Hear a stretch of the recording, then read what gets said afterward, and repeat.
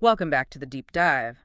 Today we're doing something a little different. Usually we're looking at these big concepts or, tech trends, but today we are looking at these specific, slightly terrifying linguistic gymnastics that happen in your office every single day. Oh, that's the stuff that keeps you awake at 2 in the morning. It really is. It's that moment when you walk out of a meeting or you close a Slack message, and on the surface, everything looked fine. The words were polite. There were maybe emojis. Everyone was smiling. But your stomach is in knots because you have this nagging suspicion that you just got told no, or worse. Boy, that you're in some kind of trouble. That you just got fired, but you can't prove it. That is such a universal experience. It's the disconnect, right, between the audio track and the emotional track. You hear polite professional, but you feel imminent danger. Exactly. And the stack of sources we're looking at today calls this boss English. It's effectively a dialect designed to maintain social order, but it just leaves the rest of us completely confused. It's a code. And it's not just about jargon. I mean, it's about indirectness. In a hierarchy, directness is, well, it's expensive. It burns social capital. Right. So bosses use these phrases to, soften blows, deflect responsibility, or get work done faster without sounding like a dictator. But that's the problem, right? If you're a literal thinker, if English isn't your first language, you take the words at face value. You hear, that's interesting, and you think, Oh, they're interested. yeah. And that is the fatal error, because as we're going to see, interesting is almost never interesting. So here's the plan. We've pulled 7 of the most common, I'd say, high-stakes phrases from the corporate lexicon. We are going to decode what they actually mean, look the psychology behind why bosses use them, and most importantly, give you the exact scripts to respond so you don't get run over. We're going to turn you into a boss English translator. Okay, let's start with the phrases designed to kill your momentum, the stall tactics. And the undisputed king of this category has to be, let's circle back on this. The class. I have to admit, I use this. It feels, geometric. It feels efficient. It implies we're going on a journey and we will return to this point together. It sounds so responsible. It does sound responsible. Yeah. But let's be real about the geometry here. It's rarely a circle. It's usually more of a spiral into nothingness. Yeah. When you dig into the behavioral psychology behind this phrase, it's rarely used because the boss is just, checking their calendar. It's used because they're avoiding a decision. So it's just a delay tactic? It's a soft no. See, giving a hard no is uncomfortable. It creates conflict. Saying, let's circle back, allows the boss to reject the timing of the idea rather than the idea itself. So it protects my feelings? It protects your feelings and protects them from being the bad guy. Okay, but sometimes people are actually just busy, right? How do I know if I'm in a soft no situation or just like a scheduling conflict? You have to look at the coordinates. This is what one of our sources calls the big circle theory. I loved this part. It's simple. If the boss says, let's circle back, you pay attention to the very next sentence. Do they give you a date? Do they say, let's circle back next Tuesday at the status meeting? If they do, you're safe. The circle is small. Exactly. But if they just say, let's circle back on this later, and the sentence just ends there, Oh, no. that circle is massive. It's planetary. It's an orbit that takes like 70 years to complete. Basically, if there's no date, the idea is dead. Correct. It's in limbo. So you can't just say, okay, you have to force the circle to shrink. So what's the script? If I hear the big circle opening up, how do I close it? You have to immediately anchor it to reality. You say something like, sure, I can send a calendar invite for next Tuesday to discuss. Oh, that's a little aggressive. I like it. It's professional, but it calls their bluff. If they really just wanted to talk later, they'll agree. If they were trying to kill the idea, well, they'll have to be more direct. You're forcing them to own the rejection or commit to the meeting. That is so useful. Okay, let's move to the phrase that personally hurts my feelings the most. You pitch an idea, you pour your heart out, and the boss leans back, strokes their chin, and says, that's interesting. The kiss of death. See, in normal life, interesting is a compliment. It means I caught your attention. Why is this such a red flag in boss English? Well, think about the cognitive load of a boss. They're making hundreds of decisions a day. When they see something they like, the reaction is usually visceral and active. That's great, let's do it, I love that. Right. Positive emotion leads to active verbs. Exactly. Interesting is a neutralizer. It's a cognitive placeholder. It usually means the boss is experiencing a mismatch between what they expected and what you just said. So they're confused. They're confused or they're skeptical, Yeah. but they haven't formulated a polite way to say, I hate this yet. So interesting is basically the buffering wheel on a video. That is the perfect analogy. They are buffering. And while they buffer, they use a neutral word to avoid committing, social suicide by being rude. So if I'm in that room and I hear interesting, I shouldn't smile and say thank you. Absolutely not. If you say thank you, you are accepting the stall. You are letting the cement dry around their skepticism. Okay, so what do I do? The vibe in the room just died. How do I resuscitate it? You have to pivot immediately to logic. You've lost the emotional hook, so you need data. The move here is to treat interesting as a challenge. Give me the line. You say, I know this is a different approach than we usually take. Let me show you the numbers that back this up. Or even, I can see you're processing that. What part specifically stands out to you? You're calling out the elephant in the room. You have to. You have to move them from skeptical to convinced before they leave the room. If you let them leave with just interesting, that project is never happening. Man, that is stressful, but I can see how effective it would be. Okay, let's shift gears.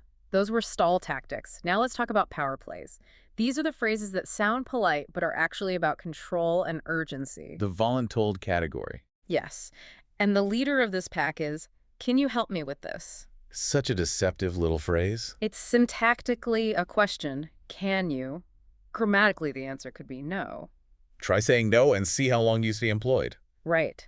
It's not a request for capacity, it's a directive. It's a command dressed up in a tuxedo. It relies on the social contract that says, we are helpful, we're team players. But usually, there's a silent urgency attached to it. Especially depending on the time of day. Context is everything. If you get, can you help me with this? At 10 a.m., it might be a genuine request. If you get it at 4:45 p.m. on a Friday. That translates to cancel your dinner plans. Precisely. It means I have a problem and I am making it your problem. But, we talk about boundaries all the time. If I'm swamped and I get the can you help me trap, I can't just say yes to everything. I'll burn out. But I can't say no. So what's the third option? You have to use the yes but strategy. You never say no to the person. You say no to the timeline or the trade-off. Walk me through that. So the boss says, can you help me with this report? You say, I'd love to help, but I'm focused on the Q3 analysis right now.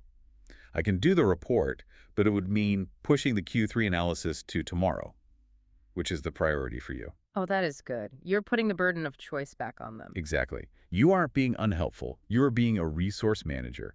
You're forcing them to decide what doesn't get done. Most of the time, they'll say, oh, stick with the Q3 analysis. I'll ask someone else. You defended your time without ever using the word no. That's the pro move. Speaking of time and pressure, let's talk about the acronym that triggers my fight or flight response. ASAP. As soon as possible. We all know what it stands for, but the emotional weight of it is so heavy. Why does this one little acronym cause so much panic? Because it's an anxiety transfer. Usually when a boss types ASAP, it's because their boss is breathing down their neck. They are panicked, so they want you to be panicked. Misery loves company. But the real problem with ASAP is the ambiguity. Possible is subjective. To a panicked boss, possible means 5 minutes ago.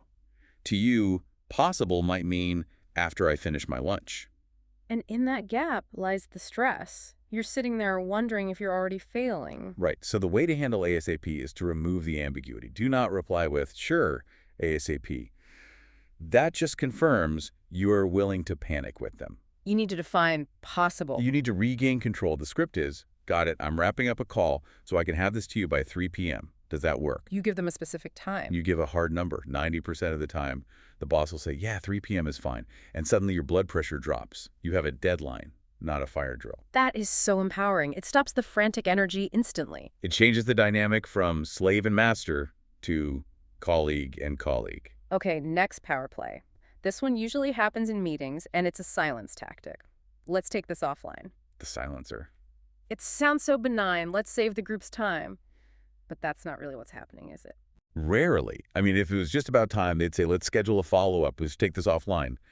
It's about audience management. It means stop talking in front of these people. Exactly. It signals that you have stepped on a landmine. You are either disagreeing with the boss publicly, which is a status threat, or You are wading into office politics that the boss doesn't want on the record. I think a lot of people hear this and think, oh, God, I'm in trouble. I'm getting called to the principal's office. It doesn't necessarily mean you're in trouble, but it definitely means the topic is too hot for the current room. Yeah. The boss is pulling the emergency brake. So what's the mistake people make here? They keep arguing. They think, no, I just need to explain my point one more time. And that's digging the grave deeper. That is social suicide. If you hear, let's take this offline, your only job is to shut up immediately. Just complete surrender. Tactical surrender. You smile, nod, and say, sounds good. You de-escalate the room. Then, when you have that offline conversation, you go in with your diplomat hat on, not your debater hat. You need to find out why that topic was so sensitive. That's a great distinction. It's Yeah. not about winning the argument anymore. It's about understanding the minefield. Right. Okay, let's move to our final category, the soft letdowns. These are phrases that sound like progress or praise, but are actually corrections. And the first one is the ultimate corporate buzzword. We need to align on this. Alignment. I feel like I need a whiteboard just to say it. It sounds so collaborative. Let's align. It sounds like we're fixing a car's wheels so it drives straight. That's the metaphor they want you to hear. But in boss English, we need to align implies one thing. We are currently misaligned. It's a polite word for conflict. It is. It means I don't agree with you, or maybe you don't understand the strategy. It puts the burden of proof on you. I always feel like when I hear alignment, I know my weekend is about to disappear. You're not wrong, because alignment takes work. It requires meetings, it requires explanations, and inevitably it requires slides. The dreaded deck. If you hear, we need to align, do not expect approval, expect a process. Expect to build a deck, convincing them why your view is the right one. So how do we short-circuit that? Can we avoid the endless meetings? You can try to get to the point faster. Instead of just agreeing to align, ask for the specific disconnect. What's the question? Ask, I want to make sure we use that time effectively. What's the specific gap you're seeing? Is it the budget or is it the timeline? Force them to define the misalignment. Exactly. If you can narrow it down, you might be able to solve it with an email instead of a 3-hour workshop. That is a time saver. Okay, the last phrase. This one is tricky because it looks like a compliment. It's the participation trophy of the workplace. Good effort. The A for effort. Why is this bad? I want my effort to be recognized. You do, but in a results-oriented environment, good effort is often code for the result was bad. It's the distinction between labor and output. The boss sees that you worked hard. They appreciate the sweat. But they can't use what you made. It's a consolation prize. It depends on tone, though, A right? huge dependence on tone. If it's, wow, good effort, team, we crushed It's it. ingenuine. With the flat tone, good effort.